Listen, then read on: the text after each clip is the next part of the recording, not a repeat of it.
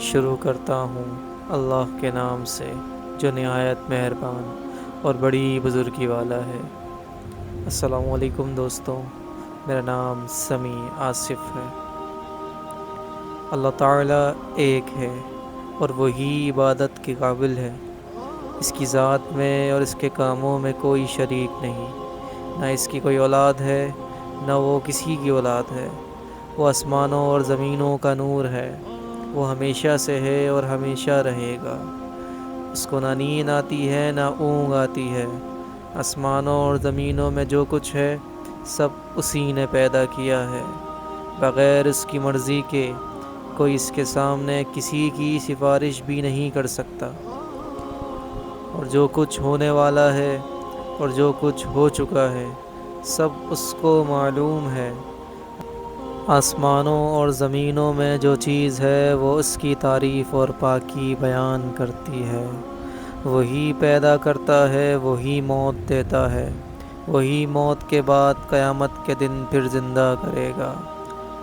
اللہ سب کچھ کر سکتا ہے، اس کی مرضی کے بغیر کوئی کچھ نہیں کر سکتا۔ جہاں کہیں ہم ہوتے ہیں وہ ہمارے ساتھ ہوتا ہے، وہ ہمارے دلوں کی بات بھی جانتا ہے۔ وہی سب کو رزق دیتا ہے، جس کو چاہے تھوڑا، جس کو چاہے بے حساب۔ اس کے اختیار میں ہے، جسے چاہے سلطنت دے، جس کی چاہے سلطنت چھین لے، جسے چاہے عزت دے، جسے چاہے ذلت دے۔ دین و دنیا کی سب بھلائیاں اسی کے ہاتھ میں ہیں۔ وہی اولاد دیتا ہے، جسے چاہے بیٹے دے اور جسے چاہے بیٹیاں۔ اسی نے آسمان، سورج، چاند، تارے، زمین اور ان کے درمیان جو کچھ ہے سب کو ہماری خدمت پر لگا دیا۔ اس نے ہماری اچھی اچھی صورتیں بنا دی۔ اس نے ہم کو اس لیے پیدا کیا کہ اس کی عبادت اور فرمانبرداری کریں۔ اس نے حضرت محمد صلی اللہ علیہ وآلہ وسلم کو اپنا آخری نبی بنا کر بھیجا۔ حضرت صلی اللہ علیہ وآلہ وسلم پر اپنا آخری کلام قرآن مجید فرمایا کہ میں اس کی حفاظت کروں گا۔ ہم کو بتا دیا ہے کہ ہم خود بھی قرآن مجید پڑھتے رہیں اور دوسرے لوگوں کو بھی سمجھاتے رہیں۔ فرشتے اللہ تعالیٰ کی بہت بڑی مخلوق ہیں اور بہت طاقتور بھی ہیں۔ ان کی شکل و صورت کیسی ہے یہ اللہ ہی بہتر جانتا ہے۔ فرشتے اتنے زیادہ ہیں کہ ہم ان کو گنتی بھی نہیں کر سکتے۔ یہ فرشتے کچھ کھاتے پیتے بھی نہیں، کیونکہ اللہ تعالیٰ نے ان کو ایسا ہی بنایا ہے۔ صرف اللہ تعالیٰ کی عبادت ہی کرتے رہتے ہیں اور قیامت تک اسی طرح کھڑے کھڑے اللہ تعالیٰ کی تعریف بیان کرتے رہیں گے۔ اللہ تعالیٰ نے جب حضرت آدم علیہ السلام کو بنانے کا ارادہ کیا تو اس نے فرشتوں سے کہا میں دنیا میں اپنا ایک نائب خلیفہ بنانا چاہتا ہوں۔ فرشتوں نے کہا اے اللہ، یہ دنیا میں پھر سے خون ریزیاں کرے گا، خرابیاں اور خون کرتا پھرے گا۔ ہم تیری تعریف کرتے ہیں، تیری تسبیح کرتے ہیں، تیری پاکی بیان کرتے رہتے ہیں۔ اللہ تعالیٰ نے فرمایا وہ جو باتیں میں جانتا ہوں وہ تم نہیں جانتے۔ اور اللہ تعالیٰ نے فرشتوں کو حکم دیا کہ تم آدم علیہ السلام کو سجدہ کرو، تو وہ سب سجدے میں گر پڑے مگر شیطان نے سجدہ نہیں کیا۔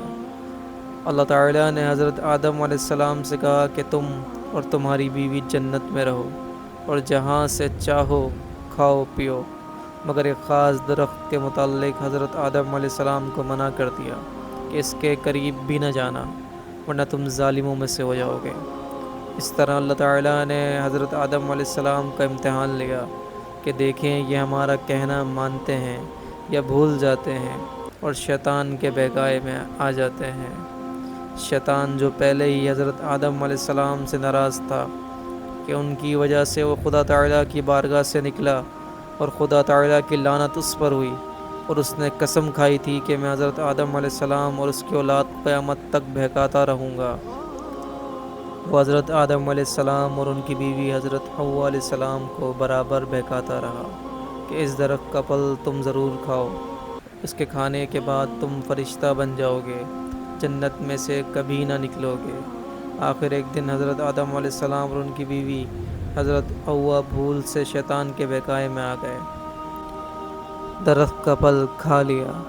اللہ تعالیٰ نے حضرت آدم علیہ السلام سے کہا کہ ہم نے کہہ دیا تھا کہ اس درخت کے پاس بھی نہ جانا اور شیطان کے کہنے میں نہ آنا، وہ تمہارا دشمن ہے، تم اس کے کہنے میں آ گئے، اب تم اور ہوا جنت سے چلے جاؤ اور دنیا میں جا کر رہو۔ حضرت آدم علیہ السلام کو جنت سے نکلے اور شیطان کے بہکائے میں آنے کا بہت رنج ہوا، اور بہت عرصے تک اللہ تعالیٰ سے معافی مانگتے رہے اور روتے رہے کہ اللہ تعالیٰ مجھے معاف کر دے، اور آخرکار اللہ تعالیٰ کو رحم آ گیا، اور اللہ تعالیٰ نے حضرت آدم علیہ السلام کو یہ دعا سکھائی: اے ہمارے رب، ہم نے اپنے اوپر ظلم کیا اور تو ہم پر رحم نہیں کرے گا تو ہم بڑا نقصان اٹھانے والوں میں سے ہو جائیں گے۔ تو حضرت آدم علیہ السلام نے یہ دعا بہت گڑ گڑا کر مانگی، اور اللہ تعالیٰ تو بہت رحم کرنے والا ہے۔ جب کوئی بندہ گناہ کر لیتا ہے اور سچے دل سے توبہ کرتا ہے: اللہ یہ گناہ مجھ سے غلطی ہو گئی، آئندہ ایسا نہیں کروں گا، تو مجھے معاف کر دے، اللہ تعالیٰ اس بندے کو معاف فرما دیتا ہے۔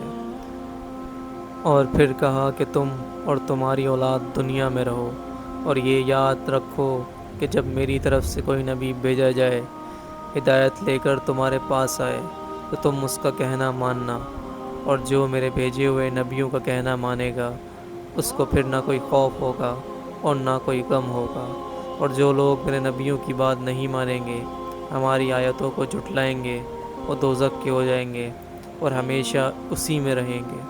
اس کے بعد حضرت آدم علیہ السلام اور حضرت حوا علیہ السلام دنیا میں رہنے لگے، اور ان کی بہت اولادیں ہوئیں جو دنیا میں سب جگہ آباد ہوتی رہیں۔ حضرت آدم علیہ السلام اپنی اولادوں کو بس یہی بات بتاتے رہے کہ تم کبھی شیطان کے بہکائے میں نہ آنا، وہ ہمارا دشمن ہے اور ہم کو بری باتیں کرنے کے لیے بہکاتا ہے۔